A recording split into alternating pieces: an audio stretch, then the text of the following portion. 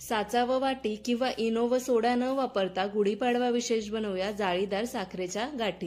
व्हिडिओत दाखवल्याप्रमाणे धाग्याच्या मधोमध अशी गाठ मारून घेऊया आणि ताटावर हा धागा ठेवून घेऊया। धाग्याच्या बाजूने थोडं थोडं तूप घालून धागा उचलून त्या जागेवर तुपाने ग्रीस करून घेऊया। त्यानंतर एका कढईमध्ये अर्धा कप साखर आणि पाव कप पाणी घालून मध्यम ते कमी आचेवर सतत ढवळत एकतारी पाक तयार करून घेऊया।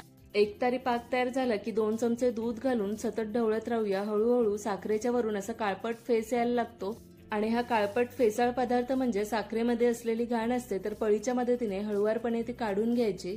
2 चमचे तूप घालून सतत ढवळत राहूया। साखरेच्या पाकामध्ये असे साखरेसारखे दाणे तयार व्हायला लागले की हे पाक तयार आहे। मग व्हिडिओत दाखवल्याप्रमाणे धाग्यावर थोडं थोडं पळीने मिश्रण घालून हे साखरेच्या गाठी तयार करून घ्यायच्या आहेत आणि 10 मिनिटसाठी वेगळ्या ठेवून द्यायच्या आहेत।